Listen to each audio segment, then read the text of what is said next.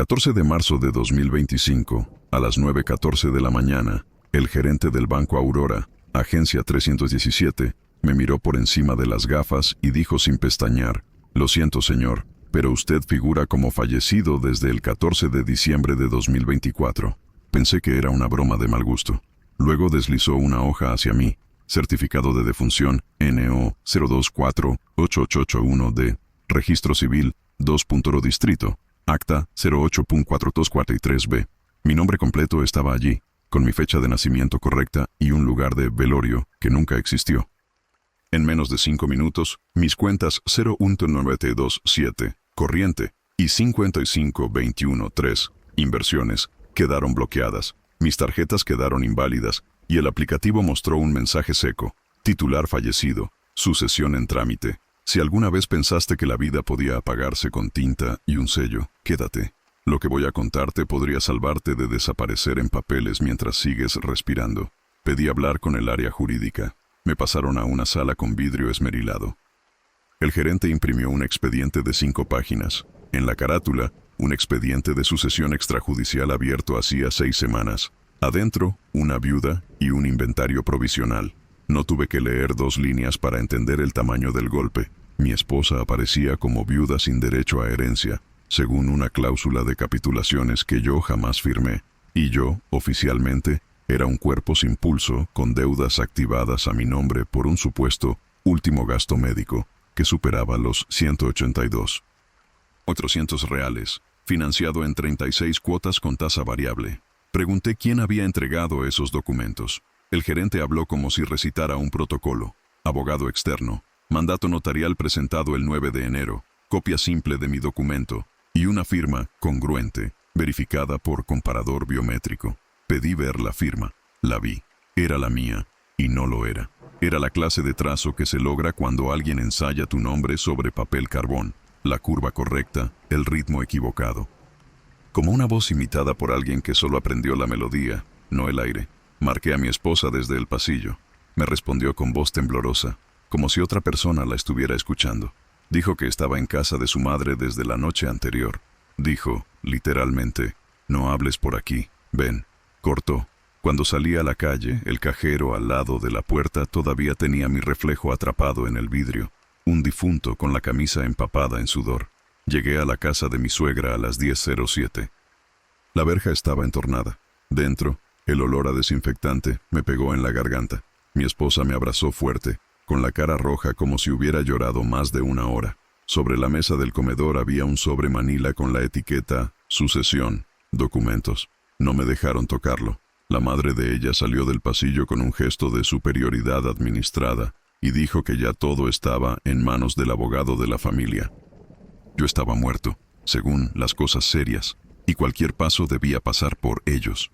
Ellos, esa palabra que sirve para agrupar a los que no quieren dar la cara. Pregunté por qué mi esposa había firmado algo. No me contestó de inmediato. La suegra apoyó el índice en el sobre como si fuera un gatillo, y dijo que mi esposa solo había hecho lo que el abogado recomendó para protegerse, porque, entre otras cosas, yo tenía negocios oscuros que podían perjudicarla. Negocios oscuros. Qué conveniente. En 11 años de relación jamás había tenido nada que temer. Mis cuentas eran auditables, mis facturas, pagadas, se podían cotejar con correo, WhatsApp, contratos, una contabilidad obsesiva de números y fechas. Aún así, delante de mí, ese relato ya había sido sembrado en la familia, con palabras fáciles de repetir en una sobremesa. Respiré hondo. Le pedí a mi esposa que hablara solo conmigo, en la habitación. Entramos. Cerré la puerta. Le pregunté qué firmó y por qué. Su respuesta fue un nudo. Me mostraron una copia de tu reconocimiento de deuda. Me dijeron que tú estabas evadiendo impuestos y que podías ir preso. Me insistieron en que si no firmaba la protección patrimonial, yo cargaría con tus deudas. Me dijeron que no te llamara, que te iban a ubicar ellos. Me lo dijeron su hermana y el abogado, y mi mamá lo validó. No supe si abrazarla más fuerte o romper algo en la pared. En su teléfono me mostró un PDF con mi firma, en un reconocimiento de deuda fechado el 28 de noviembre de 2024, 16 días antes de mi muerte. No era mi archivo, no era mi letra, pero tenía mis iniciales en la esquina inferior derecha, replicadas con un sello digital que imitaba mis viejas rúbricas de contratos. Pedí ver el correo de origen. Provenía de un dominio que, a simple vista, parecía el de mi estudio contable, con una diferencia de una letra en el subdominio. Truco básico. Impacto devastador. Alguien había invertido tiempo en copiar mi mundo, mis documentos, mi firma, mi dinámica de trabajo y, sobre todo, en instalar una idea venenosa, que yo era peligroso para ella. Ese veneno, repetido por la familia, la empujó a firmar por precaución. Salí de la habitación y pedí el sobre Manila. La suegra no quiso entregarlo. Dijo que era material sensible y que se lo llevaría al abogado. Hice una foto del borde del sobre y de la etiqueta con la fecha, 21 de enero de 2025, 18:22. Esa hora coincidía con el minuto exacto en que mi línea telefónica había registrado una llamada entrante de un número fijo desconocido que duró 42 segundos. Revisé mis registros y confirmé la coincidencia. Nada en este plan era casual. De regreso a la calle, marqué a mi banco para pedir un bloqueo preventivo de cualquier movimiento con mi nombre. Me dijeron que no podían bloquear lo que técnicamente ya estaba bloqueado por defunción. Me ofrecieron una orientación. Presente una acción declarativa de existencia de vida con medida cautelar. El nombre parecía un chiste. Acción para probar que estoy vivo. Tomé nota con pulso firme. 3 pasos. Registro civil para pedir copia autenticada del acta. Cartorio notarial para un acta de presencia con testigos. Y por último, denunciar la suplantación de identidad con peritaje grafotécnico. Antes de colgar, pedí una cosa más. La lista de cuentas asociadas a mi CPF y los últimos accesos biométricos. La persona del call center tardó 30 segundos en volver. El último acceso no fue por biometría facial, sino por token enviado a un correo alternativo agregado el 2 de enero a las 19:36. Ese correo no era mío. A las 12:03 ya estaba en el registro civil del 2. Distrito. Pedí copia certificada del acta 08443B. La funcionaria tardó 15 minutos. Regresó pálida. Dijo que esa acta había sido emitida vía procedimiento excepcional con un médico firmante que yo no conocía y un número de CRM que, cuando lo busqué en mi teléfono, correspondía a un traumatólogo jubilado. ¿Dónde había sido el supuesto deceso? En una clínica inexistente de un barrio en el que jamás vivimos. ¿Quién retiró la primera copia del acta? Una persona con un poder notarial amplio, del que también pedí copia. Poder 11. Ventos Mundo 25. Otorgado a un abogado de apellido compuesto que yo había visto en reuniones familiares. El documento decía, textualmente, que tenía facultades para representar a la viuda en lo relativo al inventario y administrar los bienes del causante. Yo, el causante. Un causante que todavía sentía frío en las manos. En ese instante, entendí 2 cosas. Primero, que yo no era la víctima de un trámite torpe. Alguien había diseñado una línea de tiempo quirúrgica, con fechas que encajaban como dientes de llave. 28 de noviembre, mi reconocimiento de deuda. 14 de diciembre, mi fallecimiento. 2 de enero, correo alternativo para token. 9 de enero, presentación del poder. 21 de enero, preparación del sobre. Segundo, que habían usado a mi esposa como escudo emocional, para que, si yo alzaba la voz, pareciera que la atacaba a ella. La hicieron creer que me protegía firmando. La sentaron frente a un relato que la convertía en guardiana de su casa, cuando en realidad la estaban posicionando como la viuda sin herencia, neutralizada, obediente y, lo principal, lejos de mí. Volví a verla antes de la tarde. Le propuse algo simple, que viniera conmigo a un perito grafotécnico independiente para comparar su firma y la mía en los documentos que habían circulado. Aceptó. Ese sí fue el abrazo que necesitaba. En el taxi me preguntó con un hilo de voz, ¿tú crees que fui yo la que te mató en papeles? Le respondí sin dudar, no, creo que alguien necesitaba que tú parecieras la villana y que yo no pudiera hablar. Si lograban eso, todo lo demás se derrumbaría con solo empujar. Por ahora tengo 2 preguntas abiertas que me arden como sal. La primera, ¿quién falsificó, con acceso real a mis hábitos, mis firmas y mis agendas, la arquitectura completa de mi muerte administrativa? La segunda, ¿por qué mi esposa, que jamás había firmado nada sin leer, lo hizo esta vez? ¿Y quién la colocó exactamente en el ángulo donde su sí les abría la bóveda y su no la convertía en enemiga de su propia familia? Nadie se muere 2 veces, me repetí, mientras guardaba en el bolsillo una copia de la constancia que obtuve en el registro. Solicitud de cancelación de acta por falsedad ideológica. Afuera, la ciudad seguía. Adentro, mi nombre luchaba por respirar. Para que entiendas por qué esto no es la queja de un hombre desesperado, sino el parte de una investigación, necesito poner la mesa con números y hábitos.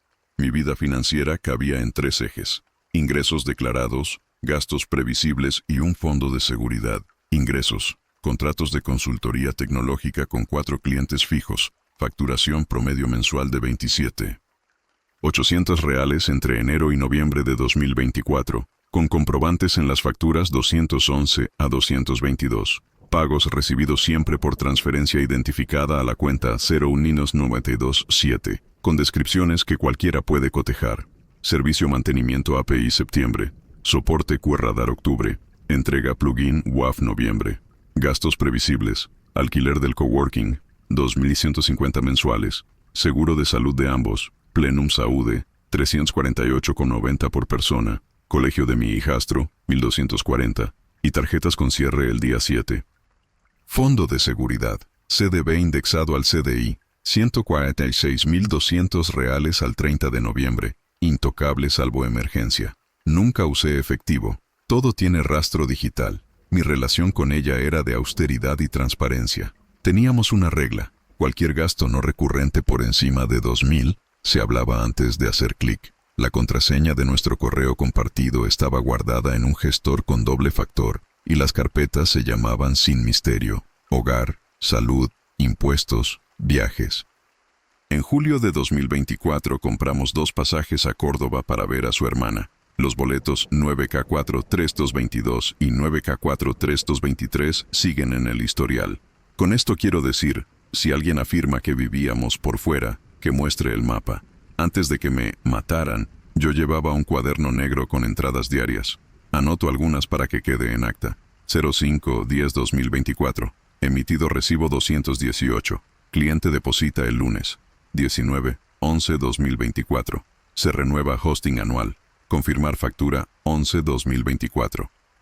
28-11-2024. El día que más tarde usarían para el supuesto reconocimiento de deuda. Escribí: revisión anual con el contador a las 16:00. Ajuste de retenciones. Café con Ana 18:30. Ana es mi esposa. Esa tarde nos reímos por una tontería del mozo. Si yo hubiera firmado una deuda esa misma fecha, habría sido imposible no hablarlo allí mismo. No lo hice. A las 8:22, en la mesa del perito grafotécnico, pasamos del relato a la prueba.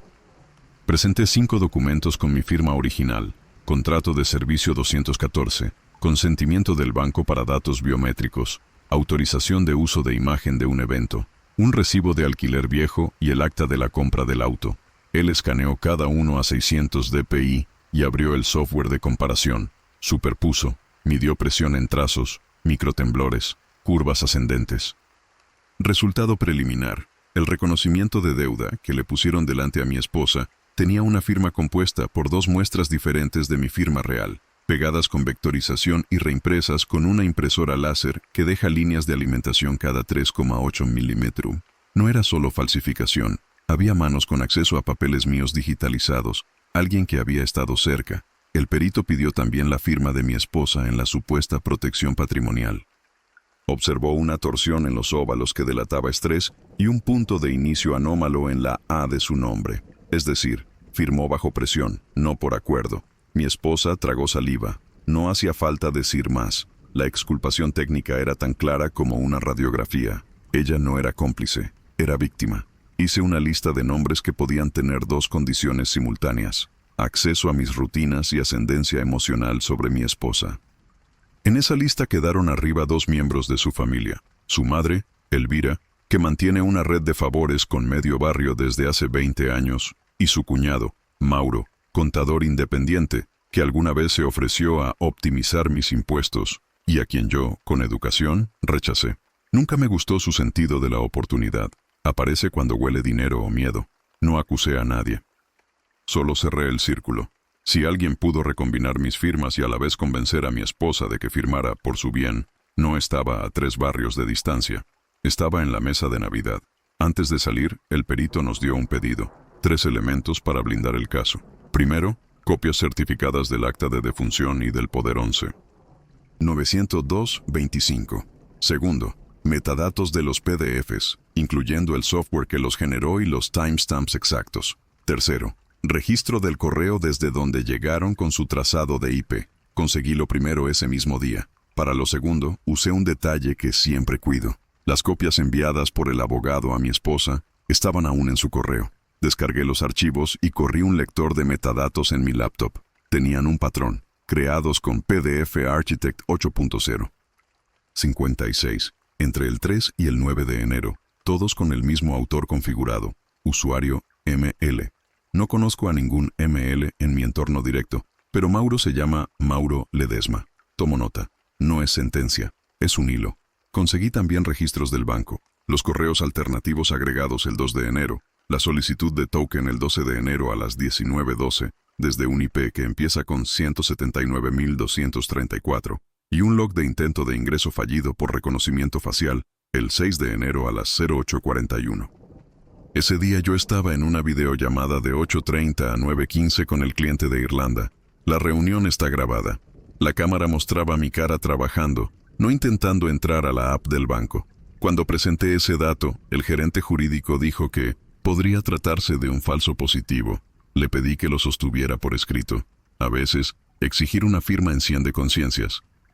Para fortalecer mi autoridad, envié la cronología en un correo a mí mismo, a mi esposa y a un abogado propio que contacté por recomendación neutral. Asunto: línea de tiempo. Caso de función administrativa. Liste, con hora y fuente, todo lo recopilado. 28/11/2024, 16:00 en la reunión con contador, 14/12/2024, 22:31, fallecimiento en clínica inexistente, 02/01/2025, 19:36, agregado de correo alternativo al banco, 06/01/2025, 08:41, intento de biometría fallida, 09/01/2025, presentación del poder, 12/01/2025, 19:12, token emitido y usado, 21/01/2025, 18:22, armado de carpeta sucesoria, 14/03/2025, 9:14, bloqueo total notificado. En paralelo, hablé con 2 personas que podían testificar sobre mi relación con mi esposa sin estar cooptadas por la familia de ella. Laura, amiga de ambos desde la universidad, y Otavio, nuestro vecino de puerta que nos escucha discutir por quién deja los platos sucios. Les pedí lo simple, verdad sin adjetivos. Ambos describieron lo mismo: pareja cuidadosa, sin lujos, con cuentas claras y cariño visible. En una audiencia, a veces esa normalidad pesa más que cualquier discurso. Antes del minuto 30 de esta historia, te pido algo práctico. Si alguna vez te presentan documentos para protegerte que no pediste, busca 3 cosas en el acto: quién gana si firmas, quién pierde si dudas y quién se enoja si pides 24 horas. La respuesta suele señalar al titiritero. Mientras cerraba ese correo, llegó un mensaje de WhatsApp de un número desconocido. Deja de agitar el avispero. Hay cosas que es mejor aceptar. Borré el miedo letra a letra. Hay cosas que es mejor probar. Captura de pantalla. Hora 12:47. Backup en la nube. Cuando al miedo le pones fecha, se achica. Quedaba legitimar, además de mi contabilidad y mi amor, mi plan. Pedí a mi abogado la medida cautelar de existencia de vida con audiencia urgente. No voy a permitir que conviertan mi pulso en estadística. Para ello ofrecí comparecer con 2 testigos y peritos. Adjunté todo: copias, metadatos, logs, el informe preliminar del grafotécnico y una declaración de mi esposa reconociendo que firmó bajo presión. Escribió una frase que guardo como un seguro: firmé por miedo, no por convicción. Ese detalle cambia la arquitectura del caso, la saca del lado pasivo y expone a quienes usaron su miedo como herramienta. También recuperé un email viejo que ahora entendí de otra forma. En agosto, Mauro me escribió desde su casilla: profesional. Si te interesa, puedo configurarte un esquema para blindar tus activos de acreedores por si pasa algo. Le contesté con educación que no era necesario. En su respuesta usó una palabra que ahora me hace ruido: causante. Nadie usa causante en un mail casual. Era agosto. En diciembre yo fallecí. A veces las historias anuncian su crimen con meses de anticipación y uno no escucha. Quise dejar claros los antagonistas potenciales. Elvira, con su modo de aplaudir a quien reparte miedo, y Mauro, con su léxico de escribano y sus facilidades contables. Pero también apareció un tercer nombre al revisar los metadatos de un PDF escaneado de capitulaciones que yo jamás firmé. El escáner pertenecía a un estudio llamado Legado en Familia. Busqué el timbre en fotos de reuniones viejas. Lo vi detrás del hombro del abogado que aparece siempre en los asados de los domingos, Julián Rocha. Nunca le presté atención. Ahora lo veo sostener copas y susurrar estrategias junto a Elvira, como si brindaran por una lluvia que solo moja a los demás. Con mi autoridad técnica y personal ordenada, ingresos, gastos, pruebas, testigos, pasé del «me están robando» al «puedo probarlo». Si alguien pretende convertirte en un difunto útil, que primero cruce este río de papeles. Sin embargo, la primera grieta apareció cuando mi abogado, al revisar los registros del cartorio, encontró que el poder 11.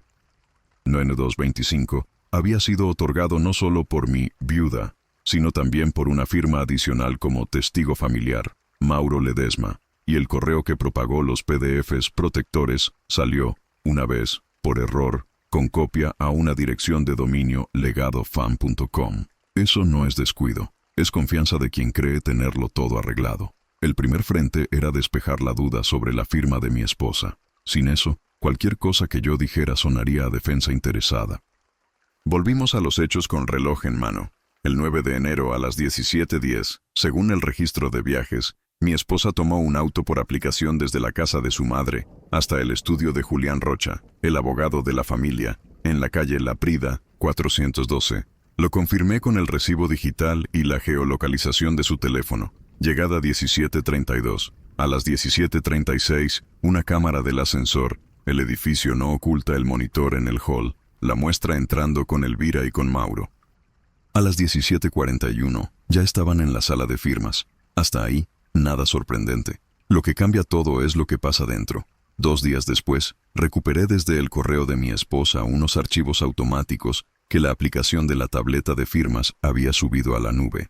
Se guardan con nombres fríos. Capture 2200 MB 1744.pin. Capture 2200 109 1745.pin.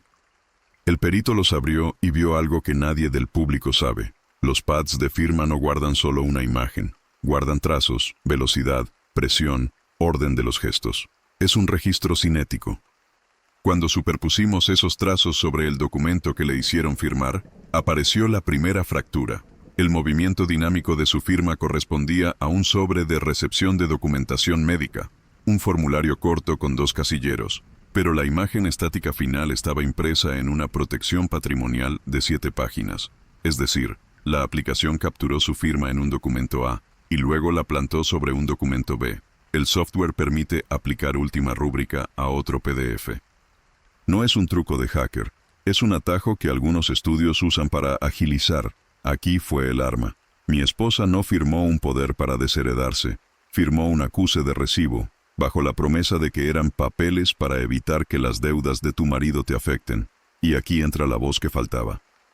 Al revisar el audio ambiente capturado por su propio teléfono, el micro se activa cuando entra una llamada, y ese día su hermana la llamó a las 17:46, y la charla no se cortó bien. Se oye a Elvira decir en tono pedagógico: «Es un trámite inocuo, corazón. Si no firmas hoy, mañana te congelan la casa y no vas a poder pagar la escuela de la nena». Luego, la voz de Mauro: «La firma es solo de recepción». Y, por fin, Rocha: «Esto te protege a vos. Lo patrimonial de él queda aparte». 3 minutos después, el pad registra la entrada de la rúbrica. No hubo lectura página por página. No hubo advertencia. Hubo una inducción de error. Una manipulación por autoridad y miedo. Twist número 1. La firma de mi esposa en la protección patrimonial es, técnicamente, un trasplante de su rúbrica hecha en otro documento ese mismo minuto. Legalmente, invalida el acto por falta de consentimiento informado. Éticamente, expone que no era cómplice, fue usada. Quise ver si el método se replicaba. El 21 de enero, a las 18:22, la hora del sobre Manila, se generaron otros 2 archivos, .bin. Idéntico procedimiento. En uno, mi esposa firma recepción de informes. En el otro, esa rúbrica aparece en el pie de un acuerdo sobre capitulaciones preexistentes, que jamás existió en nuestra historia. Cuando el perito cruzó tiempos, descubrió que entre la captura y la aplicación hubo 12 segundos. Nadie lee 7 páginas en 12 segundos. Nadie. Mi esposa se llevó las manos a la boca cuando se lo mostramos. No lloró de culpa, lloró de alivio. Había una diferencia colosal entre equivocarse y ser engañada. Lo segundo deja cicatrices más hondas, pero no te hace culpable. En paralelo, activamos otro hilo de evidencia, el médico que firmó mi defunción. Fui al Consejo Regional y pedí los sellos de firmas del traumatólogo jubilado. El funcionario, con una honestidad que agradezco, me mostró que su cuñado, sí, leíste bien, había denunciado en 2022 la pérdida de su talonario viejo. ¿Quién es su cuñado? Alguien de apellido Rocha. No es prueba directa de crimen, pero sí de proximidad peligrosa. El círculo no era una constelación de desconocidos. Era el mismo comedor de domingo que yo frecuenté una década. Mientras tanto, el banco respondió a mi solicitud de logs con un dato que ata cabos.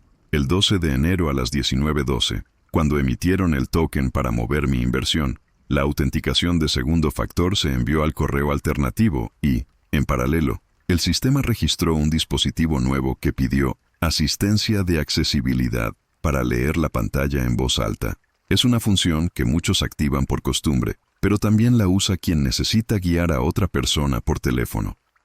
A esa misma hora, mi esposa tenía una llamada con su madre de 18 minutos. En su registro, se oye de fondo la voz de Mauro dictando pasos. Ahora pone el código, hácelo rápido que se vence.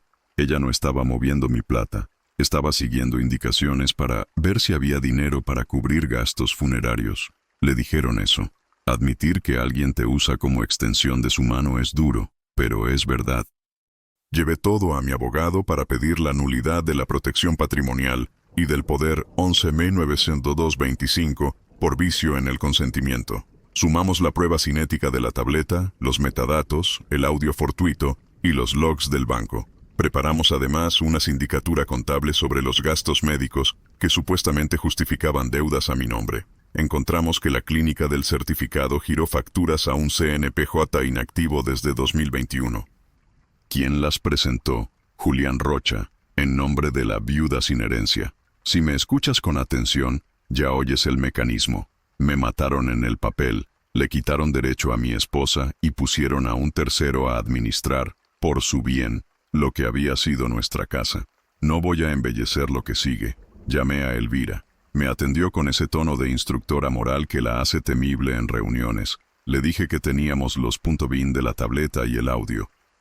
Guardó silencio unos segundos y escogió la peor respuesta posible. No tenías por qué hurgar. Las cosas ya estaban encaminadas.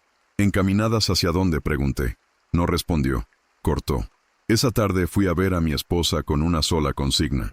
Yo no voy a litigar contra ti. Voy a litigar contra los que se pusieron tu apellido como máscara. Ella asintió.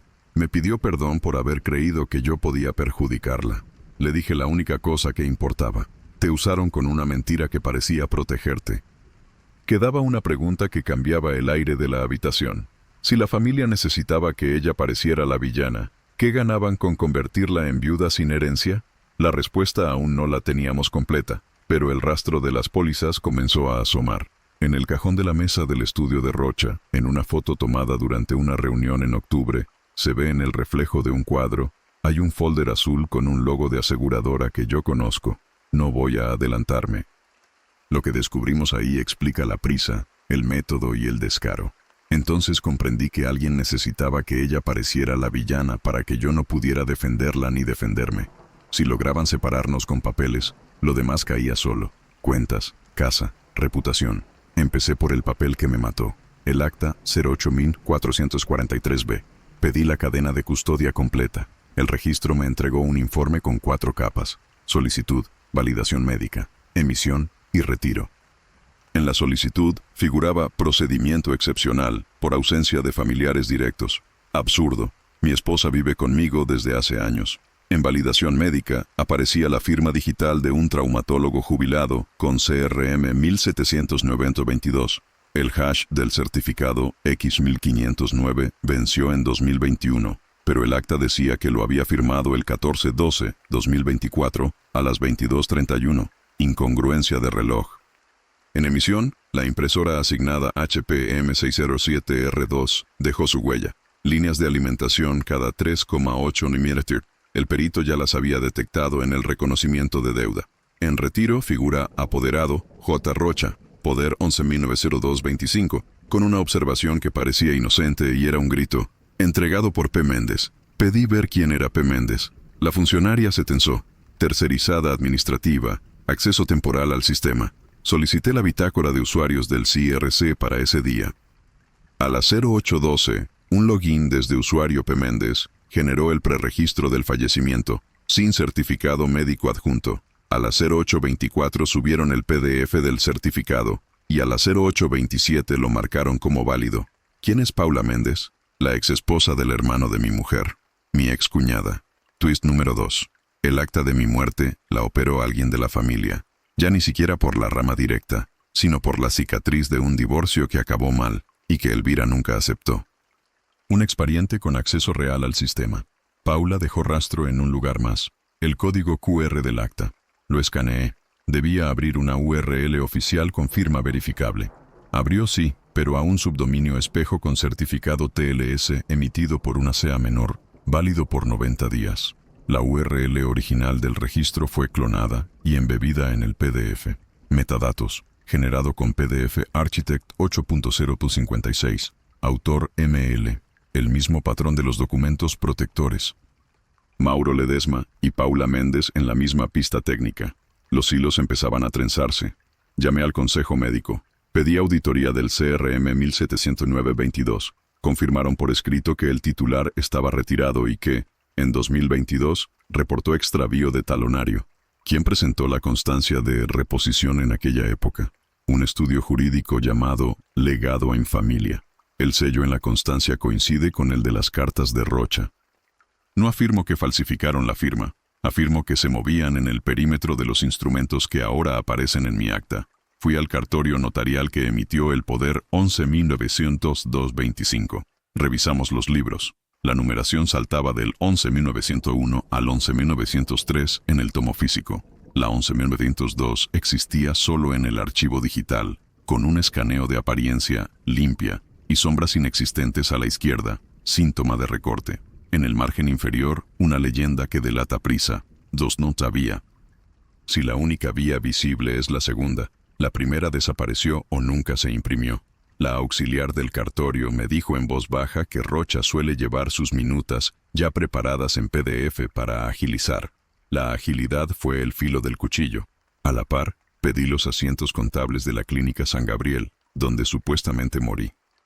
El CNPJ estaba inactivo desde 2021. Sin embargo, hay 6 facturas por atención paliativa, emitidas entre el 12 y el 15 de diciembre de 2024, por un total de 182.400 reales, todas firmadas digitalmente por Administración, todas presentadas ante el banco por el mismo apoderado, J. Rocha. Transferencias inmediatas hacia una cuenta de paso en el Banco Risco, Agencia 551, cuenta 4448221, titular, Asociación Beneficente Luz. Busqué la asociación, sin sede física. Su presidente aparece como socio en una empresa donde Mauro figura como consultor fiscal. Cuando el dinero necesita lavarse, pasa por la piedad. Volví sobre Paula. Con orden judicial logramos que el registro entregara la bitácora de su usuario completo. Del 8 al 15 de enero, Paula conectó al CIRC desde 2 IP, una del registro y otra residencial, 179.234 UX, la misma familia de IP que el banco registró cuando alguien añadió el correo alternativo. El 9 de enero, a las 17:45, mientras mi esposa firmaba el acuse en el estudio de Rocha, Paula validó el documento adjunto de capitulaciones en el expediente de sucesión. Esa simultaneidad no es casualidad, es coordinación. Hablé con ella. Aceptó un café pensando que sería una charla familiar. Le mostré las bitácoras y un pantallazo de su login. Cambió de color, luego de táctica. Yo solo recibí un pedido de ayuda de Elvira. Me dijeron que tú estabas perdido, que había que ordenar papeles para que Ana no quedara desamparada. Si no firmábamos rápido, perdían la casa. Eso repitieron como un salmo. Le pregunté si sabía de las facturas de la clínica inactiva y del poder con Doscum había. Cerró la boca. Me pidió no meterla porque solo fue un favor con código de usuario y sellos públicos. No le grité. Le dije que hablara con su abogado. Regresé al banco con la carpeta consolidada. Les hice 4 preguntas que obligan a escribir. ¿Quién autorizó movimientos con un titular fallecido? ¿Por qué aceptaron facturas de una clínica inactiva? ¿Quién añadió el correo alternativo y bajo qué validación? ¿Qué mecanismo permitió que alguien con asistencia de accesibilidad operara la inversión? Pedí anexar a mi expediente las respuestas por escrito. El área de cumplimiento escaló el caso y emitió un congelamiento interno de todos los activos vinculados al poder 11.902.25. Por primera vez, la maquinaria dejó de moverse. Ajusté el mapa temporal con precisión. 28.11. Fabrican mi reconocimiento de deuda. 14.12. Simulan fallecimiento. 02.01. Suman correo alternativo y preparan token. 06.01. Prueba fallida de biometría. 08.01. Paula crea el expediente de sucesión en el registro. 0901. Mi esposa firma un acuse y trasplantan su rúbrica a la protección. Paula valida capitulaciones. 12.01. Token se usa y la inversión se mueve. 15.01. Clínica inactiva emite facturas. 21.01. Carpeta sucesoria se arma. 2. Vía de poder lista. 14.03. Banco me declara muerto a la cara. Es una coreografía. Quedaba identificar el motivo, pero una pista económica ya cortaba el aire. Una póliza de vida de 600. CB00. Con beneficiaria, viuda. Vence a doble indemnización si hay muerte accidental constatada. Otro producto. Un seguro hipotecario que cancela deudas si el titular fallece. Si lograban declarar mi muerte, la casa quedaba limpia y administrada por un tutor de la sucesión. ¿Quién proponía tutor? Rocha. ¿Quién administraba cuentas puente? Mauro. ¿Quién abrió la puerta del registro? Paula. ¿Quién convenció a mi esposa? Elvira. El motivo no era solo dinero, era control. El tipo de control que no perdona ni Dios cuando se ejerce sobre la vida ajena. Para que nada quedara en relato, sellé las pruebas. Pericia de QR y TLS, informe del CRM vencido, bitácoras del CIRC, metadatos de PDFs, libros notariales con salto de numeración, registros bancarios de token y accesibilidad, facturas de clínica inactiva, trazado de transferencias a la asociación y la admisión velada de Paula de que ayudó.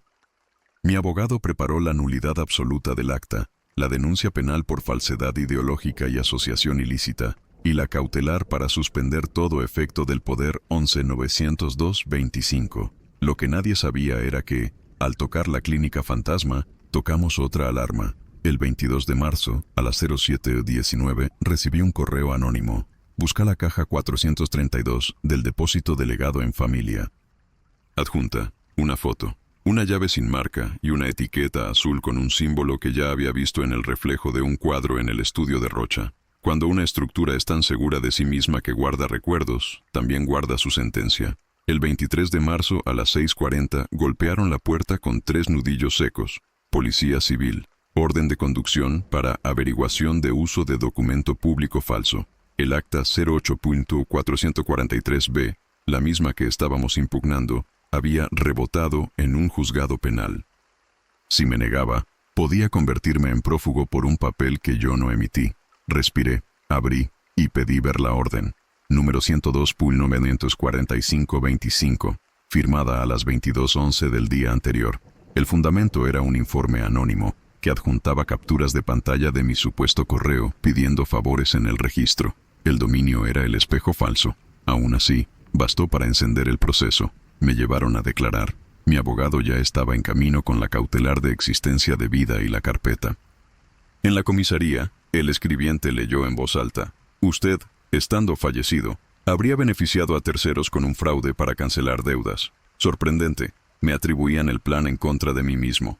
Pedí que agregaran una línea exacta. El denunciante anónimo usó una URL con certificado TLS de 90 días y un subdominio espejo. El hash no corresponde al registro. Dejé que constara mi observación. Los papeles se defienden hablando como papeles. A las 10:22, mientras firmaba la declaración, llegó otra andanada. Notificación de una medida de alejamiento por violencia patrimonial contra mi esposa. Firmaba Ana, mi esposa, con un trazo rígido que no era suyo. La medida me prohibía acercarme a menos de 300 metros a su casa. Si la violaba, detención inmediata. Twist número 3. Pretendían separarnos por orden judicial para que yo no pudiera protegerla ni corroborar nada con ella.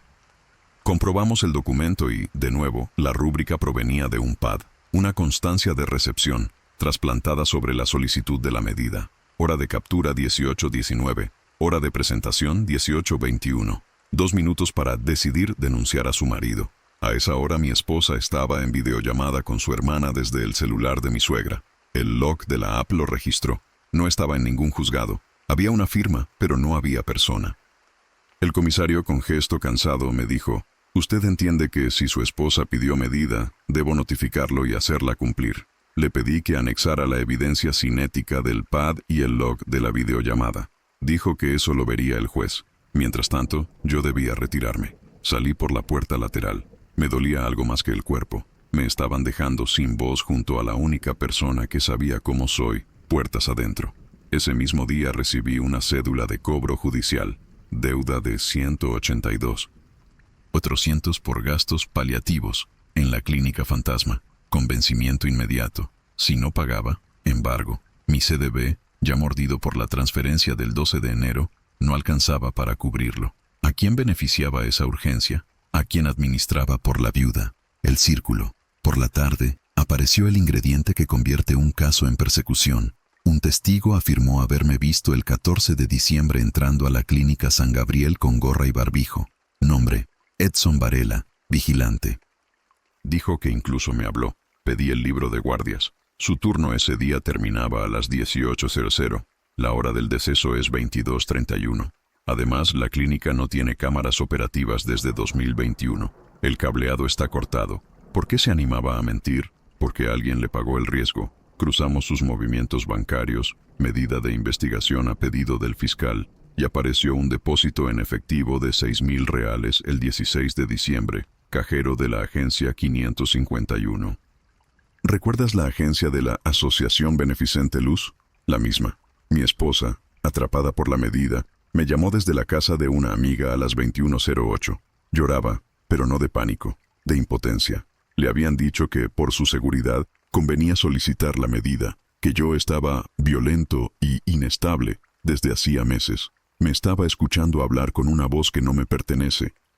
Le pedí lo único que podía pedirle, que firme una declaración simple ante escribano elegido por ella, diciendo que no solicitó ninguna medida y que no teme por su integridad. Lo hizo al día siguiente. Esa firma sí era suya. Ese papel desarmó el relato con la misma herramienta que lo había creado. Aún así, la maquinaria se movía. El 24 de marzo me llegó una notificación de la aseguradora Vida Plus. Apertura de siniestro por muerte accidental. Beneficiaria: viuda. Tutor administrador provisorio: J. Rocha. Presentaron copia simple del acta y constancia de fallecimiento accidental por caída. Yo no me caí. Me empujaron en papeles. Contestamos en 24 horas con nuestra impugnación y el informe del CRM vencido. La aseguradora suspendió el pago, pero dejó una frase inquietante: si el juzgado convalida el acta, no hay margen de revisión. Por eso estaban apurando todo lo demás: medida de alejamiento, testigo comprado, cobro de clínica. Presionaban a la realidad para que encajara en un sello. En paralelo, el banco me comunicó que alguien intentó, a las 07:03 del 25 de marzo, reactivar mi acceso con una prueba de vida por video.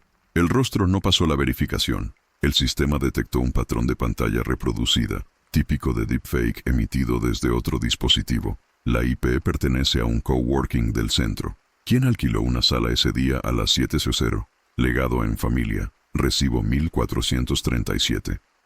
Cuanto más quemábamos un puente, intentaban inventar otro. Emocionalmente, el costo para Ana fue una marea. De pronto, vecinos que saludaban dejaron de hacerlo. La madre le repetía: él se volvió peligroso. Los chicos del colegio miraban raro. Ella decidió dormir unas noches fuera para no dar excusas a quienes querían pintarnos de conflicto. Ese gesto me partió y me sostuvo al mismo tiempo. Se apartaba para no agravar mi riesgo y con eso me protegía. Ella, la supuesta villana, era el único escudo limpio en una sala llena de manos aceitadas. A los 3 días, el fiscal citó a Edson, el vigilante, para una ampliación. Llevamos un dato adicional: la geolocalización de mi teléfono el 14 de diciembre, a las 22:31, estaba a 7,8 kilómetros de la clínica, en mi casa, y mi reloj registró un ritmo cardíaco de reposo a esa hora. No prueba definitiva, pero quiebra el «lo vi». Edson cambió el cuento.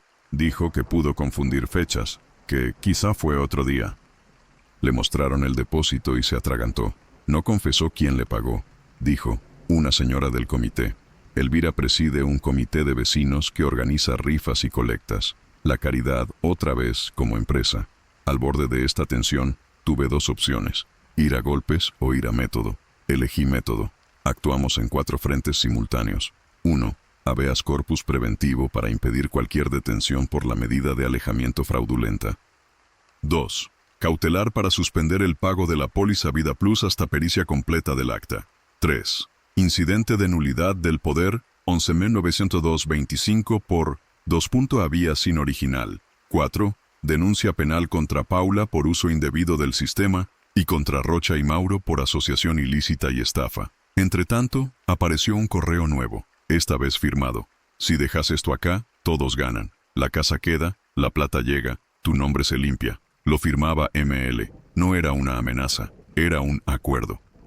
Respondí con una cifra irónica. Todos ganan menos el que respira. Captura, hora 13:17. A esa violencia pulcra la llaman negocio familiar. La pregunta que te debes estar haciendo es por qué no reaccioné con todo en ese instante. Porque sabía que aún faltaba tocar la pieza que los hacía moverse con esta ansiedad de relojera, la llave de la caja 432. Si la abríamos sin que supieran, el aire cambiaría de densidad. Elegí método. Silencio con bisturí. Armé un equipo con 4 piezas: grafo técnico, trazos y pads, perito forense digital, metadatos, IP, TLS, perito de audio, perfiles de voz y ruido de salón, y un actuario de seguros, pólizas, riders, beneficiarios. Los senté en una sala de coworking neutral, no legado en familia, y les di una regla: nada de hipótesis sin documento, nada de documento sin cadena de custodia. Paso 1. Blindar identidad viva. Notario, 2 testigos, acta de presencia con video continuo de 18 minutos, geolocalización sellada y firma biométrica cruzada con mi pasaporte. Copia en nube con checksum SHA 256 6F1C AC.td. Esa acta entra como ancla. Si intentan reactivar el deepfake de prueba de vida a su manera, chocará con un original. Paso 2. Tender trampas limpias. Creamos un correo mío con un píxel de tracking legal, un RA1, alojado en un servidor que registra IP, agente, hora y salto de red. Envié un mensaje de paz a 3 destinatarios: Elvira, Mauro y Rocha. Texto: propongo cerrar esto sin jueces. Díganme dónde nos vemos. A los 11 minutos, el píxel reportó apertura desde 186.31.77.14, ISP local, dispositivo Android 8.1, y 2 minutos después, reenvío a una casilla de dominio legadofam.com.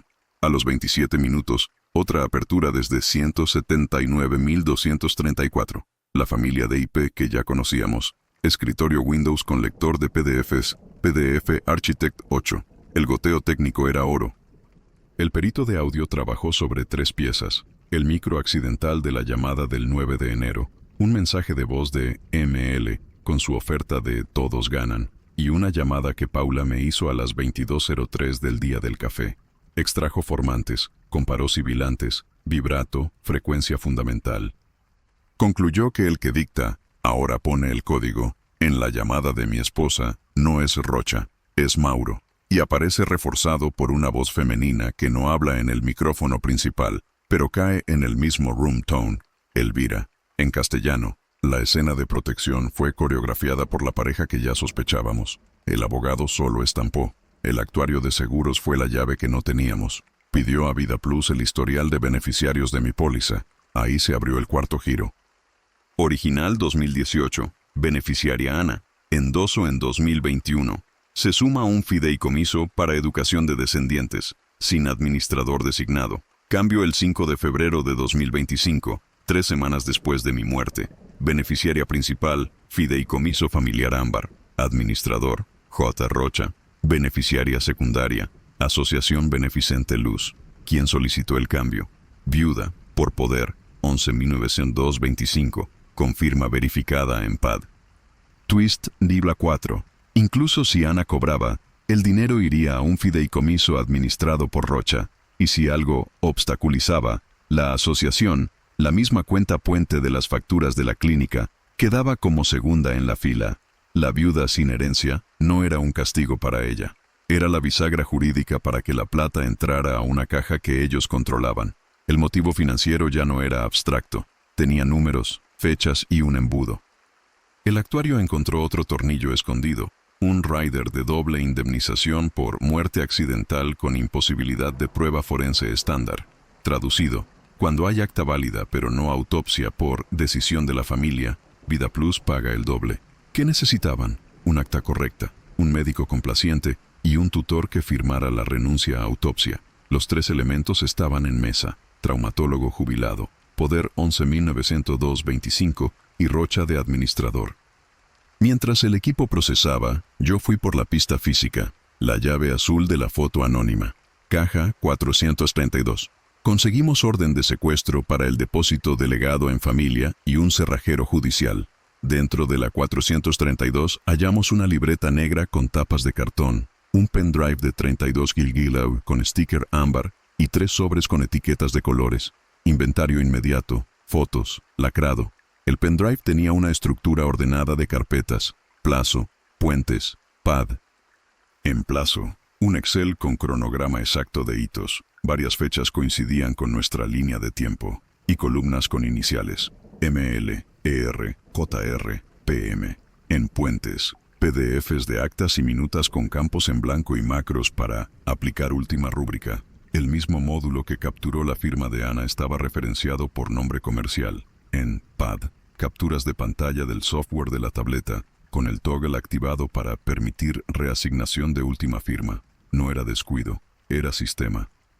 Uno de los sobres, etiqueta verde, contenía tarjetas SIM prepagas con anotaciones a lápiz, token, banco, vida. El sobre amarillo tenía recibos de donaciones a la Asociación Luz por montos redondos, 6.000, 12.000, 18.000, y nombres en reverso: E. Varela, El Vigilante, P. Méndez, Testigo.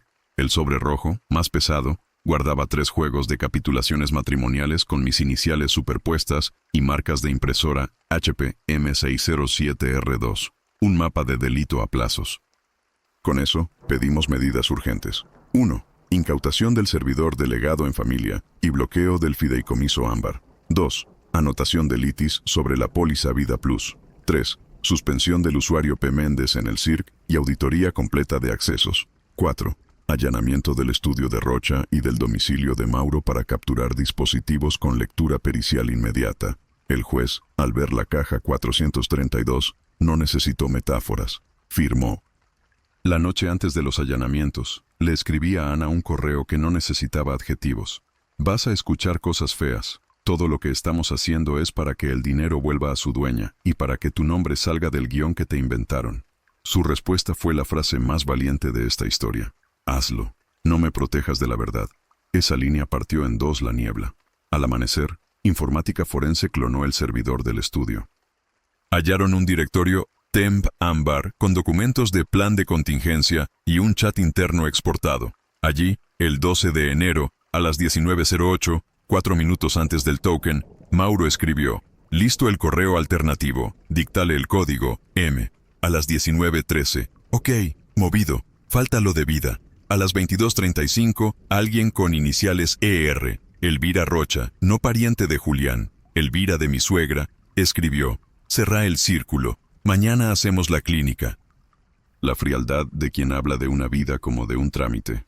Con el material, mi abogado pidió la audiencia conjunta: banco, aseguradora, registro, cartorio y los 3 familiares, no para negociar, sino para exponer en cadena y evitar que uno culpe al ausente. Preparé la mesa con orden quirúrgico. Primero, mi acta de presencia. Luego, el peritaje de PAD y la reasignación de firma. Después, la línea de tiempo con IPs y el píxel. Enseguida, el rider de la póliza y el cambio de beneficiario. Por último, la caja 432 con su inventario. La sala tendría 4 pantallas y un grabador a la vista, sin gritos. Solo fechas, documentos y una pregunta que nadie quiere responder en voz alta. ¿Quién decidió matar administrativamente a un hombre para administrar mejor su dinero? Antes de cerrar este capítulo, un detalle que vale por un confesionario. En el Excel plazo del pendrive, al lado de 1412, clínica, había una nota en amarillo. Si A duda, activar plan B, medida. La medida era la orden de alejamiento plantada. El guión tenía forks. y cada fork depositaba poder en las mismas manos. No fue improvisación, fue ingeniería social con un retorno esperado. Ya no era solo mi palabra contra una familia ruidosa, era una arquitectura probada, con columnas, vigas y firmas, y cada columna llevaba iniciales que no se borran con agua bendita. El juez aceptó una reunión técnica previa a la audiencia formal. Mesa larga, 4 pantallas, grabador visible. A la izquierda, cumplimiento del Banco Aurora y la aseguradora Vida Plus. Enfrente, el registro civil y el cartorio. A la derecha, Elvira, Mauro y Julián Rocha. Mi abogado y yo al centro, con la carpeta numerada. No vine a gritar, vine a obligar a que los papeles hablen entre sí, hasta que uno contradiga al otro. Arranqué por lo incontestable. Mi acta notarial de presencia, video continuo de 18 minutos, geolocalización sellada y firma biométrica cruzada con pasaporte.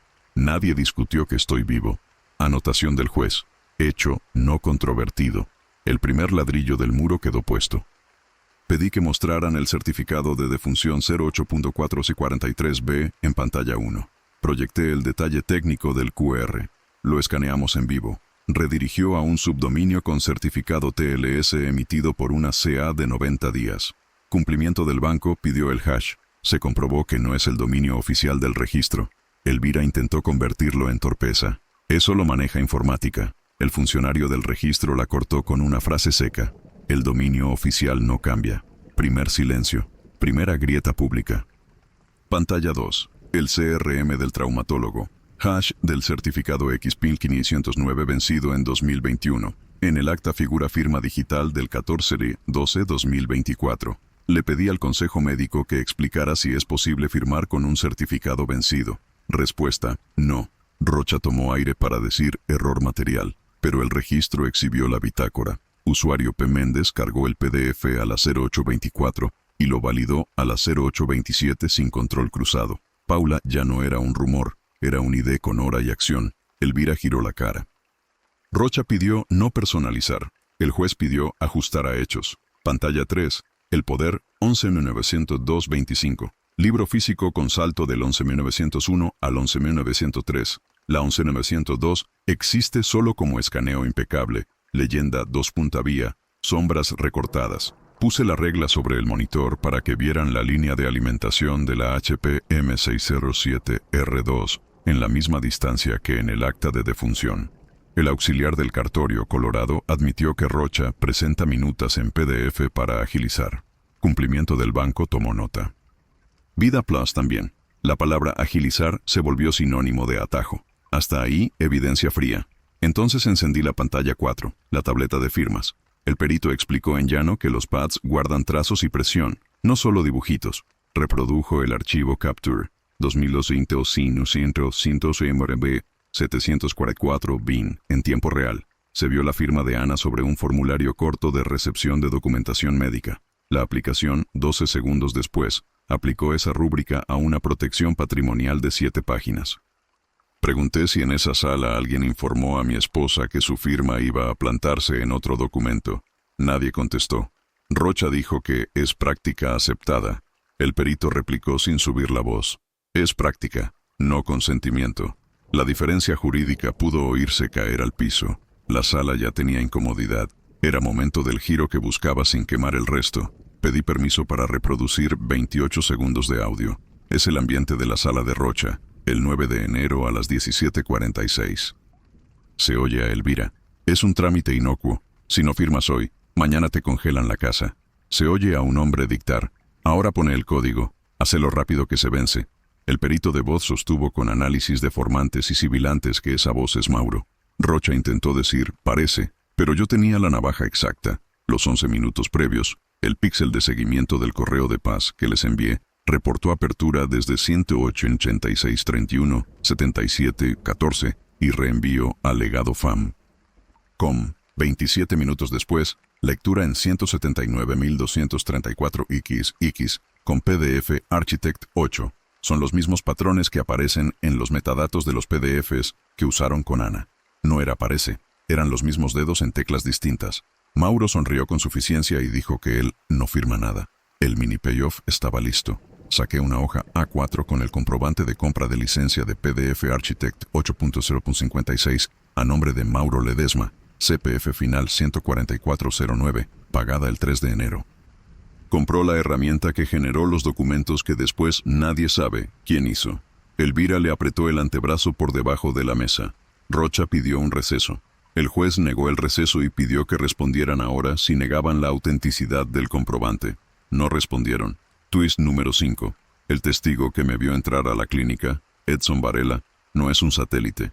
Mostré transferencias de donaciones de la Asociación Luz el 16 de diciembre por 6,00 reales. Cajero de la agencia 551, a su cuenta. Lo pusimos en la pantalla junto con una foto del sobre amarillo incautado en la caja 432, donde está su nombre a mano.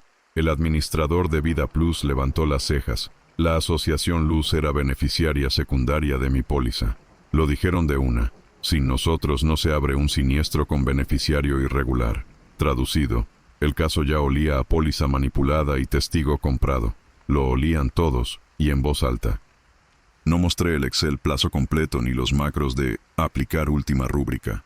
Me guardé la mitad del pendrive ámbar, porque el clímax necesita piso firme, pero abrí lo suficiente para forzar contradicciones públicas. Rocha se defendió diciendo que el poder 11.902.25 fue solicitado por la viuda en uso de su derecho. Pedí proyectar la cronología de llamadas. A las 18:19, Ana estaba en videollamada de 18 minutos con su hermana usando el celular de Elvira. A las 18:21 se presenta la medida de alejamiento y 2 minutos después se sube la segunda vía del poder. Pregunté, ¿en qué juzgado estaba Ana mientras hablaba por video y firmaba otra cosa en un pad distinto? Nadie contesta cuando el reloj está en contra. El banco, viendo el aire, anunció que aplicaba congelamiento inmediato de cualquier operación basada en el poder 11.902.25 hasta que peritos externos verifiquen integridad documental. Vida Plus comunicó suspensión del procedimiento de pago de póliza y auditoría de cambios de beneficiario del 5 de febrero. El registro inició proceso interno por uso indebido del usuario P. Méndez y aviso al Ministerio Público. La mesa se dio vuelta sin escándalo, solo con procedimientos. Elvira intentó la carta emocional. Mi hija solo quiso protegerse, y por primera vez hablé de Ana en esa sala. Dije que mi esposa firmó bajo inducción con miedo fabricado y que su declaración ante escribano, en la que dice, firmé por miedo, no por convicción, entra hoy con efectos. Dije, de frente, que quien la usó fue su propia madre y que ese daño no prescribe con parientesco. Elvira endureció la mandíbula. El juez la mandó a callar cuando interrumpió. Para asegurar el giro, cerré con una invitación que, a la vez, es una trampa legal. Les propuse reconocer errores materiales, ahora, por escrito, para limitar el daño penal. Si aceptaban, el reconocimiento quedaría documentado. Si no, el silencio también. Nadie aceptó. Los silencios pesaron lo suficiente como para torcer el curso del río. Cuando terminó la sesión, Rocha se me acercó con voz baja. Dijo, «Podemos arreglar esto sin destruir a nadie». Le pregunté quién decidió que mi vida podía firmarse por ellos. No contestó. Pero retrocedió un paso al ver que yo guardaba su recibo de coworking del día del deepfake fallido, con su sello. A veces, la sola mención de un papel que el otro cree que no existe, afloja tuercas. Este fue el reverso controlado. Hicimos que el banco, la aseguradora y el registro se pronunciaran por escrito. Exhibimos la reasignación de firmas sin quemar el módulo entero. Atamos a Mauro a la herramienta con su CPF. Mostramos que el testigo cobra de la asociación que espera la póliza. Dejamos a Paula como usuario operativo, no como favor, y a Elvira como voz que mueve el miedo. No gané el partido. Cambié el marcador y el viento. Esto preparó el escenario. Ahora te voy a mostrar lo que pasó frente al abogado de la familia, cuando ya no pudieron salirse por los bordes y la sala entera tuvo que escuchar el motivo que no perdona ni Dios. Después de la reunión técnica, el caso dejó de ser un conflicto familiar y se volvió un mecanismo palpable. Había que comprimirlo todo en una línea de tiempo forense, con minutos, pantallas y puertas, sin gritos, con reloj. Abrí la cronología como se abre un quirófano. 28 de noviembre de 2024, 16:00. Reunión con mi contador. Ajustes de retenciones.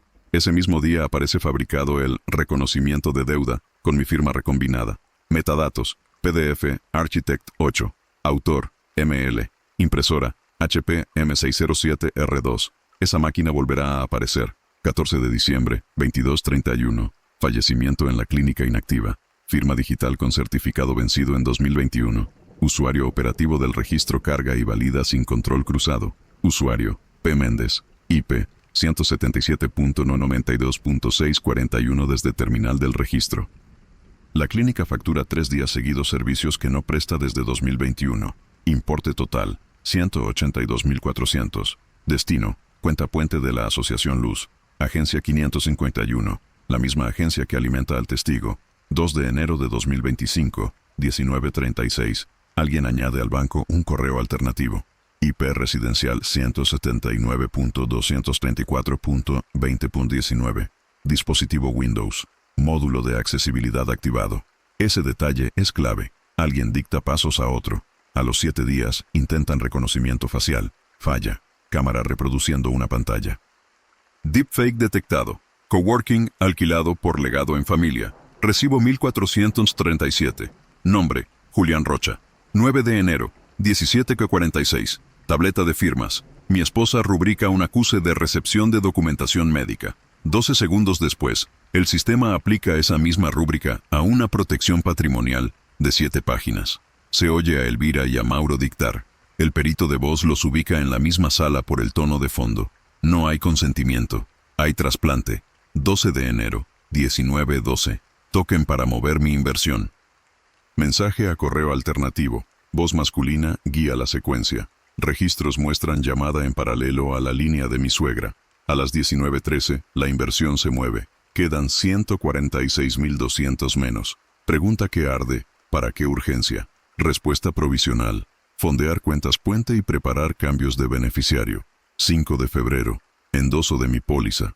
Beneficiaria principal. Fideicomiso Ámbar. Administrador. Julián Rocha. Beneficiaria secundaria. Asociación Luz. Documento ingresado con poder 11.902.25. Segunda vía. Nadie ve la primera. El cartorio salta de 11.901 a 11.903 en libro físico. 21 de enero, 18:22. Carpeta sucesoria empaquetada. Sobre Manila. Hora clavada a eventos previos. Paula valida. Capitulaciones en el expediente. Mientras mi esposa está en el estudio de Rocha firmando otra cosa. Coordinación milimétrica. Pieza que faltaba. ¿Quién diseñó el ritmo? La caja 432 trae los borradores, los macros y el Excel plazo. Columnas con iniciales. Fechas que calzan con precisión quirúrgica. Si llegaste hasta aquí, sostén el pulso. Voy a contarte el porqué de cada paso y quién tomó cada decisión. Quédate. No lo digo por mí. Lo digo por cualquiera que firma un acuse y despierta desheredado. Reforcé en la audiencia lo único que no admite matiz. Ana es leal. El acto técnico ya la limpiaba. Faltaba restituirla en la percepción. Pedí leer su declaración notarial. Una sola línea. Firmé por miedo, no por convicción. La miré al leerla. No bajó la vista. Esa frase le devolvió nombre. Y me lo devolvió a mí. El fiscal pidió avanzar con pericias encadenadas. 3 cortes. Corte 1. Pad de firmas. Reproducción en vivo de los archivos.bin. Velocidad, presión, orden del gesto. La firma de Ana muere en un formulario de 2 casillas y resucita en un contrato de 7 páginas. Imagen estática. Trazos dinámicos. 2 realidades en un mismo trazo. El cartorio no quiso mirar la pantalla. Escribió, observado. Corte 2. Red TLS del QR. Abrimos el certificado de la URL espejo. Emisor de 90 días. Sin pinning al dominio del registro. Esto no es informática menor. Es deliberación. Vida Plus anota. Riesgo alto de fraude documental. Congela. Banco copia el congelamiento. El engranaje pierde dientes. Corte 3. Póliza Vida Plus. Rider de doble indemnización por muerte sin autopsia. Endoso del 5 de febrero. Fideicomiso Ámbar. Administrador. Rocha. Asociación Luz como segunda. A la derecha de la pantalla pusimos el Excel del pendrive con la celda en amarillo. CIA. Duda. Activar plan B. Medida. La medida fue la orden de alejamiento plantada. Plan B, ejecutado. Todo encaja con la estadística fría de un ladrón que planifica retornos. Hicimos algo más. Abrimos el chat interno extraído del servidor del estudio. No todo. Lo necesario. El 12 de enero, 1908, Mauro escribe. Listo el correo alternativo. Dictale el código. M. A las 19:13. Ok, movido. Falta lo de vida. A las 22:35, Elvira escribe. Cerra el círculo. Mañana hacemos la clínica. Esa frase cambió el color del aire. El registro enderezó la espalda. El banco dejó de tutear.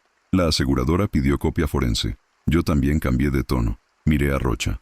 Le pregunté si conocía el módulo Aplicar última rúbrica de su PAD.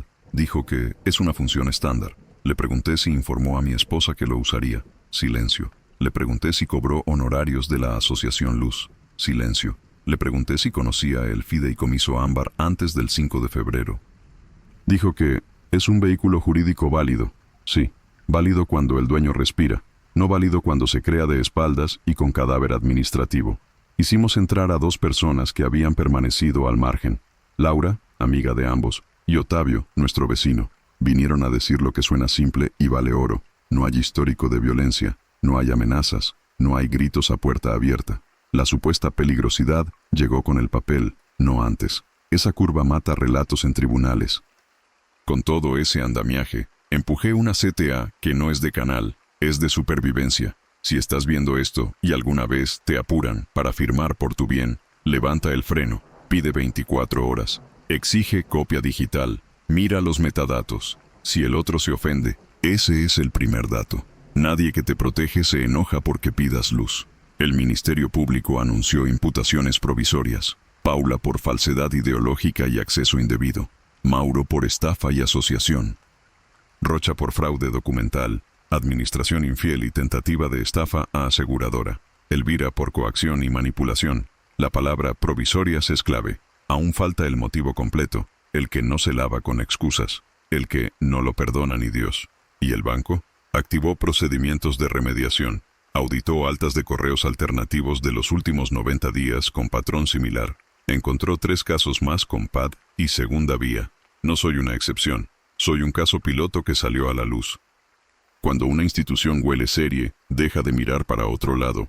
Y Vida Plus enviará a su propio equipo forense. Quiere la caja 432, la macro de aplicar última rúbrica, el Excel plazo. Quiere sobre todo saber quién figura como beneficiario en otras pólizas con el mismo administrador. Si aparece la misma asociación Luz como segundo, el mosaico se vuelve red. Faltaba un movimiento, no jurídico, humano.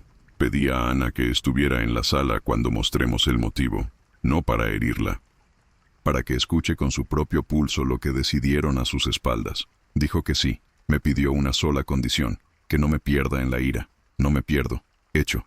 En la antesala, Rocha intentó otra vez el arreglo. Dijo que se podía reponer el daño con un acuerdo privado. Le pregunté cuánto vale matar a un hombre en papel y usar a su esposa para abrir una póliza. No respondió. En su silencio hay una cifra. En su Excel hay fechas. En sus cuentas hay nombres. No se puede aplazar más. Ahora te voy a mostrar la verdad. La audiencia se fijó para las 9:00, sala 3, grabador encendido, 4 pantallas, secretario tomando nota taquigráfica, a la mesa, juez, fiscal, Banco Aurora, Vida Plus, registro, cartorio, mi perito digital, mi grafotécnico. Enfrente, Elvira, Mauro, Paula y Julián Rocha. Ana, a mi izquierda, con los puños cerrados dentro del saco. No vine a hablar mucho, vine a mostrar. Primero abrimos la caja 432 ante todos. Acta de secuestro, lacre intacto, inventario leído en voz alta. Puse en pantalla el árbol del pendrive, plazo, puentes, PAD. Abrí plazo, filas y columnas con fechas exactas que ya conocían, y una nueva columna oculta que el perito recuperó. Objetivo. Leí en voz alta 3 celdas. 14-12. Clínica. Objetivo. Acta válida sin autopsia. 0502. Vida. Objetivo. Endoso ámbar. ADM JR. Luz 2D. 2203. Auditoría. Objetivo. Caja equilibrada antes de inspección. ¿Qué caja?, preguntó el juez. La de la Asociación Beneficente Luz, respondió mi actuario. Va a quedar claro en 5 minutos. Pantalla 2. Carpeta Puentes. Documentos de donaciones con montos redondos, recibos de cajero, listado de beneficiarios con iniciales y al lado, contraparte, Eve, Edson Varela, PM, Paula Méndez, testigo, al pie de un PDF, una nota. Si prensa pregunta, Remitir a campaña Niños Onco.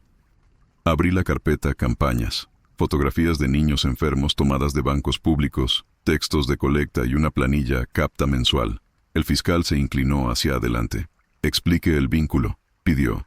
La asociación Luz es usada como cuenta puente, dijo el actuario. Capta donaciones y, en paralelo, canaliza pagos a operativos del plan. En febrero estaba en rojo. La columna objetivo del 22C03 dice, equilibrar antes de inspección. La póliza Vida Plus cubría el agujero. Elvira golpeó la mesa con la yema de los dedos. Eso es filantropía. Mi perito proyectó el chat interno del servidor de legado en familia. Extracción forense, hash verificado. Mensajes del 31 de enero, ML. Luz necesita 480K antes del 25/2 o viene inspección. JR. Con vida entra doble, tranquilos. ER. Que Ana no se entere, viuda sin herencia y tutor, listo. La sala guardó un silencio espeso. Giré apenas la cara hacia Ana. Ella no lloró, sostuvo la mirada en el monitor. Pasamos al pad. Reproduje Capture 2205 Nero 109 1744.20. Trazos, presión, dinámica de la firma de mi esposa en un acuse de recepción. 12 segundos después, la aplicación sobre la protección patrimonial. Al lado, el módulo Aplicar última rúbrica con la opción activada. El juez le preguntó a Rocha si informó el uso de ese módulo. Rocha se refugió en tecnicismos. Es práctica admitida. Práctica no es consentimiento, dijo el juez. Responda. ¿Informó? No en esos términos. Admitió. Registro. Usuario. P. Méndez. Proyecté el log del CIRC. 1412-0812 preregistro de fallecimiento. 0824 subida de certificado. 0827 validación. Misma IP que el alta del correo alternativo en el banco. 179.234. Paula apretó la mandíbula. Yo solo ayudé, dijo. Me pidieron un favor. El favor fue matar en papeles a un vivo, replicó el fiscal, y mover dinero ajeno. Entonces Vida Plus pidió la palabra. La auditora expuso el endoso del 5 de febrero. Creación del fideicomiso Ámbar, administrador Rocha, segunda beneficiaria, Asociación Luz. Mostró un requerimiento interno de su área de riesgos con esta línea. Potencial triangulación con entidad sin sede real. Supervisor 2503. Se escuchó pasar la hoja. Llegó el golpe que cierra el primer misterio. ¿Quién falsificó todo? Mi perito mostró la licencia de PDF Architect 8.0. 56 a nombre de Mauro Ledesma. CPF final 14409. Comprada el 0301. Los metadatos de todos los documentos que nos plantaron se generaron con esa versión y ese autor ML.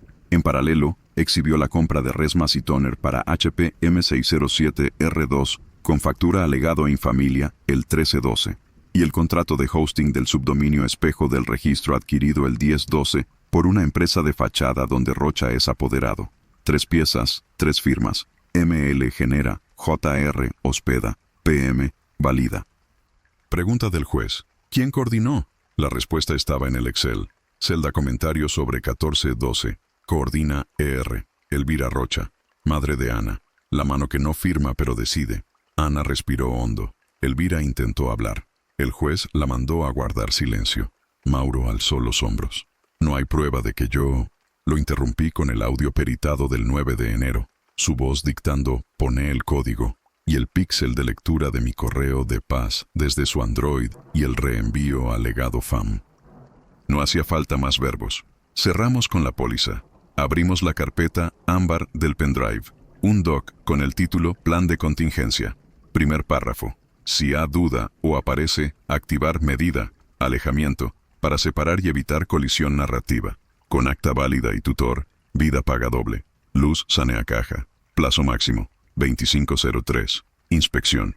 Adjunta, una tabla. Flujo. Entra vida doble 600K X2 y sale, luz, 480K. Honorarios, 120K. Reparto. El juez miró a la aseguradora. Si esto se acredita, ¿pagarían? No. Iniciaremos denuncia penal por intento de estafa agravada, respondió la auditora.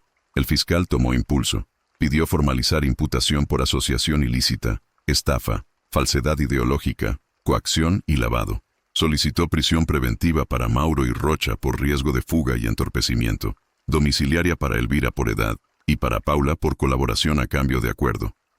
La defensa intentó el último truco, culpar a un empleado externo y ofrecer devolución voluntaria de fondos. El juez habló por todos. No estamos negociando un mal trámite. Estamos ante un plan para declarar muerto a un vivo, desheredar a su esposa y financiar una asociación que simula caridad con fotos de niños enfermos. Ese motivo no lo perdona ni Dios. Ana apretó mi mano. Yo cerré el círculo del capítulo. El primer misterio queda resuelto. Ellos falsificaron todo. Mauro generó y dictó. Paula operó y validó. Rocha diseñó y administró. Elvira coordinó y empujó con miedo. No fue torpeza, fue ingeniería. Me quedaba un último movimiento, no jurídico sino moral. Miré a Elvira. Usted pudo odiarme, pero eligió usar la cara de su hija para abrir una póliza y la cara de niños ajenos para blanquear. A partir de hoy, cada vez que repita fue por tu bien, recuerde que su bien tenía precio y fecha. No hice un discurso. Pedí actos. Nulidad inmediata del acta. 08443B. Suspensión y revisión del poder. 11.902-25. Restitución de mi acceso bancario. Intervención judicial de la Asociación Luz. Bloqueo del fideicomiso Ámbar. Prohibición de acercamiento de los imputados a Ana y a mí. Y reserva de identidad para el denunciante anónimo que envió la llave. El fiscal asintió. Se presentará como testigo protegido.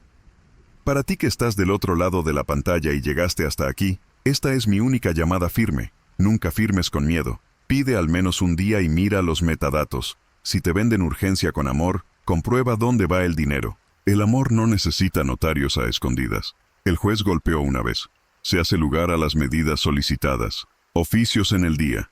A veces, la justicia entra en la sala como un documento más. Hoy entró como un acto. Y las consecuencias fueron inmediatas. Ahora te voy a mostrar el precio de todo esto. El mismo día de la audiencia, a las 12:14, salieron los oficios. El registro civil anuló el acta 08443B por falsedad ideológica y soporte criptográfico inválido. Recibí la constancia. Cancelación asentada en el libro 2, folio 318, con nota marginal que deja huella del fraude. No es solo borrar, es dejar memoria de por qué se borra. A las 13:02, el cartorio suspendió el poder 11.902-25 y abrió expediente interno por irregularidad de 2. Había sin original. El sello fue retirado del sistema. Cualquier intento de uso dispara alerta. A las 15:37, el Banco Aurora restableció mi titularidad en la cuenta 01927 y la inversión 55213, con autenticación por presencia física y biométrica. El informe de cumplimiento adjunto traía una frase que jamás pensé leer sobre mi propio nombre. Restitución de identidad financiera del titular.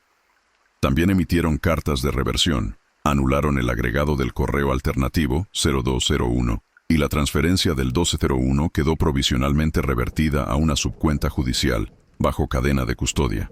No vuelve a mis manos por arte de magia. Queda en cuarentena hasta sentencia. Aún así, ya no circula en la sombra. Vida Plus 1709 notificó suspensión del siniestro y apertura de investigación penal por intento de estafa con documento simulado. Bloquearon el fideicomiso Ámbar y reportaron a la UIF los movimientos de la Asociación Beneficente Luz. Pidieron acceso completo al pendrive, plazo, puentes y pad. Entregamos clones forenses, caches SHA 256 verificados. La auditora dijo, en seco, si el patrón se repite en otras pólizas, esto escala a red. La policía ejecutó 3 allanamientos. En la casa de Mauro, 1921, encontraron el portátil con licencia activa de PDF Architect 8.0. 56. Macros para aplicar última rúbrica y un disco externo con la carpeta Tempambar. En el estudio de Rocha, 2003, secuestraron el servidor con el chat interno y los recibos de coworking, incluido el del deepfake fallido, 2503-0700. En la oficina de la Asociación Luz, 2110, hallaron un local vacío, carteles impresos de campaña Niños Onco, 3 sillas plegables y un cajón con 37 recibos de cajero de la agencia 551. La sede era un decorado. Las medidas personales también cayeron en su sitio. El juez impuso prisión preventiva a Mauro y Rocha por riesgo de fuga y entorpecimiento. A Elvira, arresto domiciliario con tobillera por 90 días, prohibición de contacto y de administrar bienes ajenos. A Paula, libertad restringida con obligación de colaborar. Presentó, a las 23:48, Una primera declaración donde reconoce que usó el usuario P. Méndez del CIRES a pedido de R. La orden de alejamiento contra mí fue derogada por inexistencia de voluntad.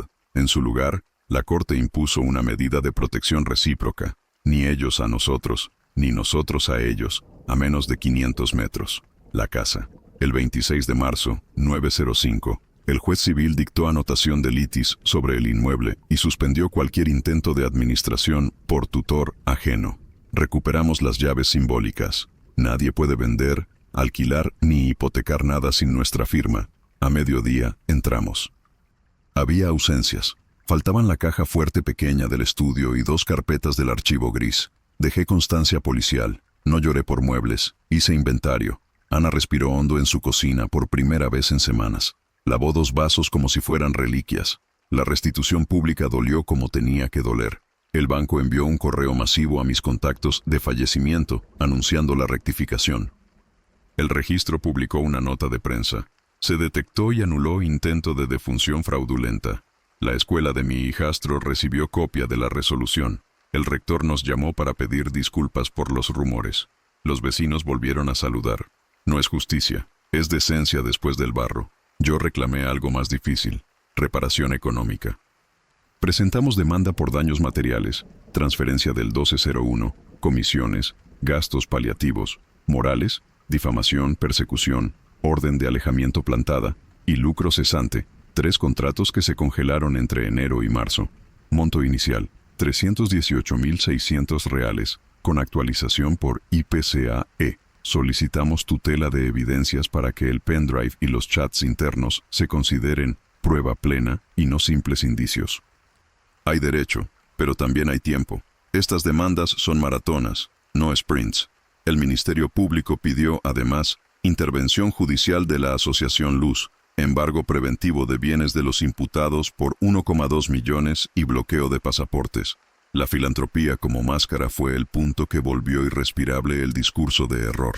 Cuando usas la cara de niños enfermos para cuadrar una caja, ya no hay sala donde ese olor no haga toser. Con Ana hicimos reparaciones pequeñas y gigantes. Explicamos en el colegio, con serenidad, que nadie volvió peligroso.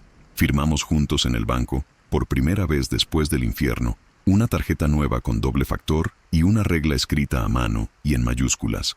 Nada sin 24 horas y copia digital. Le dimos a nuestro hijo la traducción que merece. Cuando un adulto te apura por tu bien, pregunta qué ganas y dices sí. Yo también tuve que devolverle algo a ella, su nombre limpio en mi propia mirada. Preparé una declaración simple que presenté en la causa. Ana fue víctima de inducción y coacción. No perseguiré acción civil contra ella. No es poesía. Es un dique para que nadie, en el futuro, intente reciclar su culpa como moneda. Quise cerrar hilos prácticos. Auditoría de mis suscripciones. Nuevas contraseñas. Gestores con YubiKey. Revocación de certificados viejos. Alerta de identidad en bureaus de crédito por 180 días. Portabilidad de línea para evitar duplicaciones SIM. Registré un dominio con mi nombre y monté una página con enlaces oficiales a mis perfiles. Si alguien intenta clonarme otra vez, tendrá que competir contra mi propia señal. ¿Y ellos? Mauro cambió de abogado 2 veces en 72 horas. El segundo intentó ofrecer un acuerdo con devolución parcial. Lo rechazamos. Rocha presentó un escrito de 14 páginas donde culpa a prácticas del sector y a excesos de colaboradores. Su firma está debajo de la palabra administrador. Elvira, en domiciliaria, envió un audio a una prima diciendo que todo fue por proteger a su hija. La prima lo reenvió y llegó al fiscal. Se oye una frase sin adjetivos. La plata iba a volver. ¿A dónde, cuándo y por qué camino? Nunca lo explican. Paula, la tercera pieza, aceptó colaborar. Entregó mensajes directos donde Elvira le envía números de expediente del registro y horarios con poca supervisión. Confirmó que el 9 de enero validó capitulaciones, mientras Ana firmaba otra cosa. Dijo que no sabía de pólizas. No la absuelve, pero la saca del núcleo del motivo. En su cooperación, un detalle que suma. Mencionó un listado llamado puertas con funcionarios amables. La corrupción rara vez es un rayo. Suele ser gotera. No todo fue retorno. Perdí un cliente europeo que no quiso salir en Google vinculado al caso. No lo culpo. Rehice mi pipeline con 2 nuevos contratos menores, 7.500 y 9.200 mensuales. La riqueza de verdad, me repito, es no tener que mentir para pagar las cuentas. Ana retomó sus clases los jueves. En la segunda, dijo una frase que me guardo como amuleto. Perdono el miedo que me metieron, no la intención de quien lo metió. Antes de terminar, hicimos una cosa más. Pedimos a la corte una audiencia restaurativa, no para negociar penas, para que Ana pudiera decirle a su madre, mirándola a los ojos, lo que le hicieron cargar. El juez la fijó para dentro de 30 días, si la psicóloga lo considera viable. No sé si nos hará bien. Sé que cierra un círculo que los papeles no cierran, el del vínculo. Este capítulo se llama Consecuencias y Reparación, y suena a orden, pero la vida siempre deja flecos. Aún falta el cierre del segundo misterio. ¿Quién envió la foto de la llave y por qué arriesgó su pellejo? Sin esa mano anónima, yo seguiría muerto en un PDF. También falta decir qué haremos con nuestra historia cuando pase el ruido. Quedarnos, irnos, sellar o abrir. Lo que sí puedo afirmar es lo que aprendí a golpe de sello. En un mundo de firmas y pantallas, la verdad también se firma, con fechas, con hashes, con voces que no tiemblan cuando se les pregunta 3 veces lo mismo. Pero aún faltaba cerrar un último círculo. El ruido bajó como baja la marea después de un temporal, no de golpe, sino dejando cosas en la orilla. Una semana después de las medidas, dormí 8 horas seguidas por primera vez en meses. Desperté con una certeza simple. La vida volvió a tener mi nombre. Fui al registro y pedí una copia de la rectificación. La leí en silencio, de pie, como si fuera la portada de un diario que anuncia que el protagonista respira. Noté el renglón marginal que deja constancia del fraude. Quise que quedara así, no por rencor, por memoria. El banco me entregó la tarjeta nueva a las 10:03. La activamos juntos, Ana y yo. Repasamos nuestra regla recién escrita. Nada sin 24 horas y copia digital. La repetimos como quien entrena un músculo. Ella me miró de costado, buscando algo que no estaba en el plástico sino en mi cara. Confianza. Le dije, aquí estamos. No lo adorné. Entendí que a la lealtad no se le hacen discursos, se le hacen lugar. Quedaba un círculo por cerrar, el segundo misterio. ¿Quién envió la foto de la llave azul con la etiqueta 432? ¿Y por qué arriesgó el pellejo? Durante semanas fue una sombra útil, un fantasma del lado correcto. Podía ser cualquiera con acceso, un auxiliar, un vecino, un funcionario de inspección, alguien de la propia familia. La respuesta llegó sin estridencias, envuelta en una declaración de 3 páginas. Paula Méndez pidió ampliar su colaboración. Entró a la sala sin maquillaje, con un cuaderno en la mano. Dijo que me debía una verdad que no estaba en las bitácoras. Era ella. Ella había tomado la foto de la llave y la había enviado desde un correo creado ese mismo día, con VPN, a mi dirección pública. ¿Por qué? Dijo que la primera noche que vio el archivo campañas, las fotos de niños enfermos pegadas a planillas de captación, pensó que era solo marketing.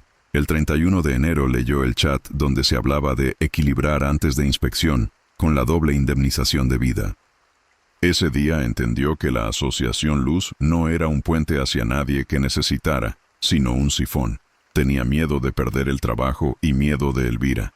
Buscó una salida que no la dejara a la intemperie, apuntar hacia la caja 432, el corazón mecánico del plan. No quiso hacerlo con su nombre, no porque le temblaran las manos, dijo, sino porque temía que nadie la escuchara si venía de la excuñada resentida. La escuchamos igual. Su confesión cerró el círculo con una arista humana. El delito se sostuvo con favores. Se cayó por una conciencia. No blanqueó lo que hizo. Aceptó su firma en el CIRC, sus validaciones fuera de protocolo, su solo ayudé, pero dejó asentado algo que pesa más que una coartada. Nadie la habría llamado si Elvira no hubiera pedido un favor de familia, y si Rocha no hubiera montado un estudio donde agilizar era sinónimo de puentear controles. La gotera no empieza en la teja más baja. A Paula no la absolví en mi cabeza, la ubiqué en el mapa real. Si no manda esa foto, mi acta sigue respirando en PDF. Sus motivos no la hacen heroína ni verdugo, la dejan escrita en la línea fina donde la gente corriente decide si dobla o resiste. Dijo que lo hizo por una frase que escuchó al pasar en un pasillo, que Ana no se entere.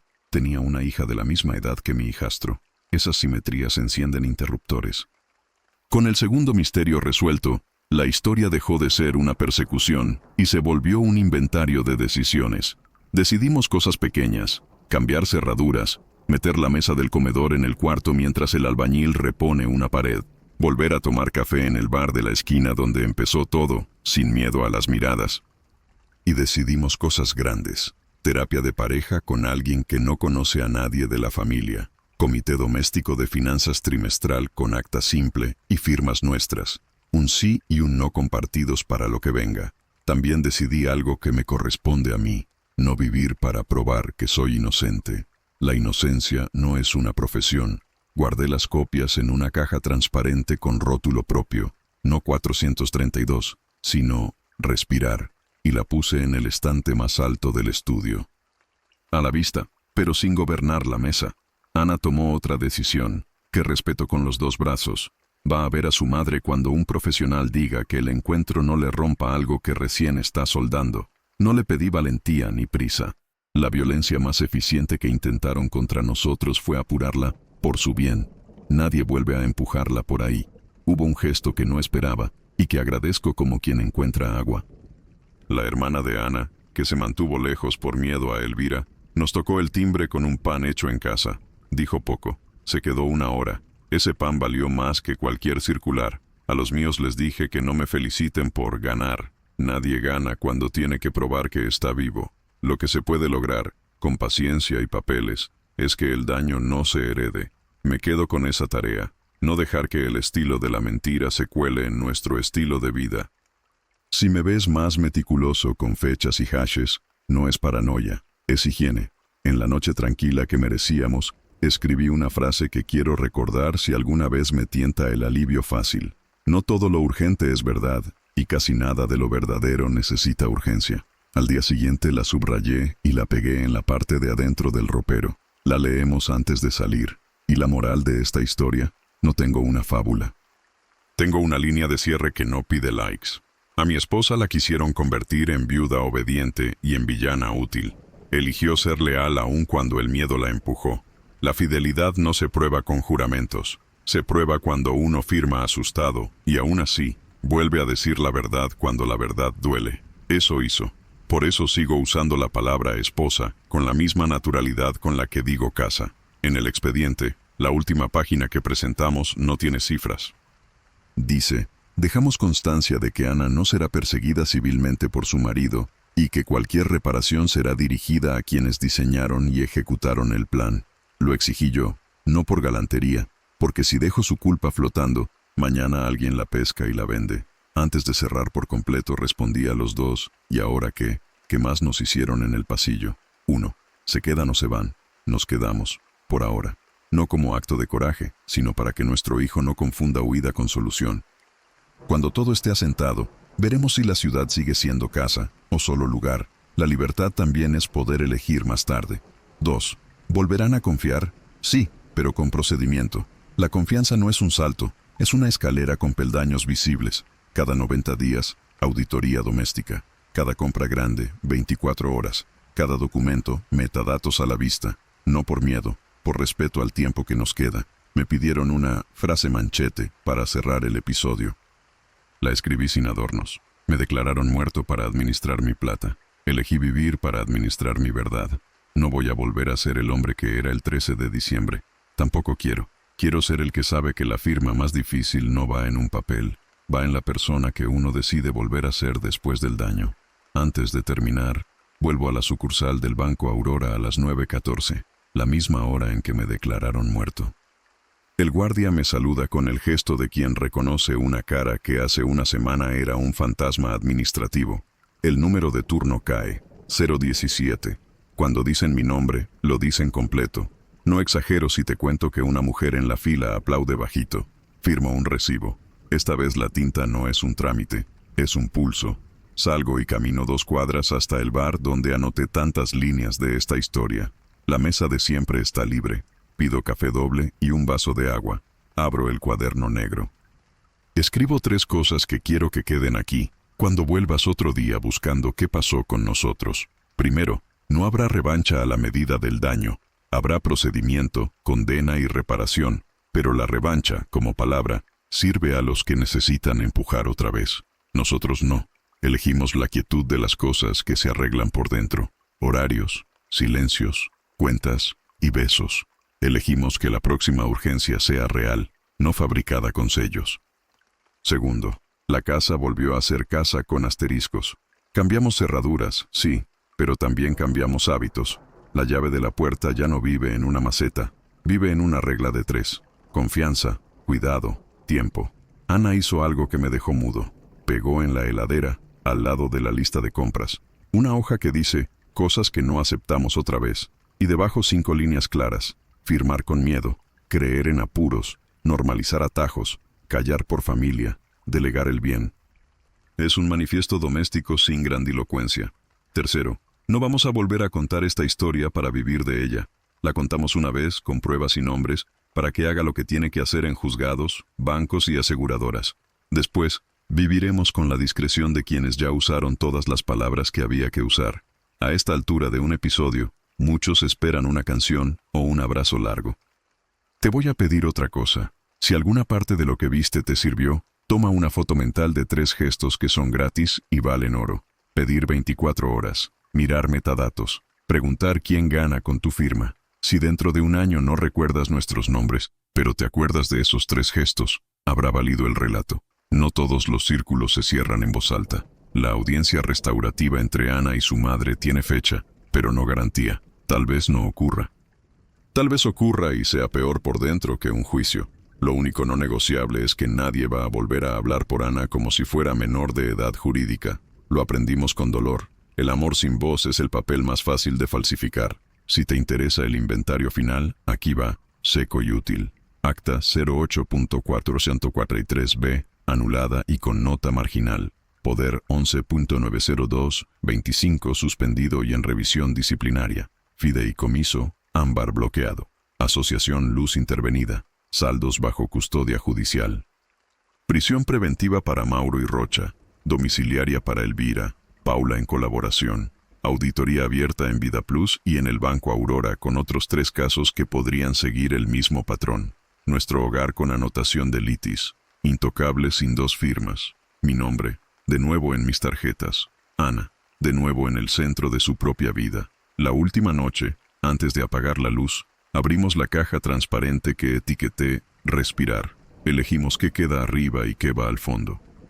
Arriba, el acta de presencia con video, por si algún algoritmo decide jugar otra vez a ser destino. Al fondo, el recibo de café del día en que supe que estaba muerto en papeles. No para olvidarlo, para que no gobierne. Te debo un epílogo más humano que jurídico. Hay días en los que todavía entro a una sala y, por un segundo, alguien me mira con la sombra del rumor en la cara. No peleo con ese segundo. Lo dejo pasar.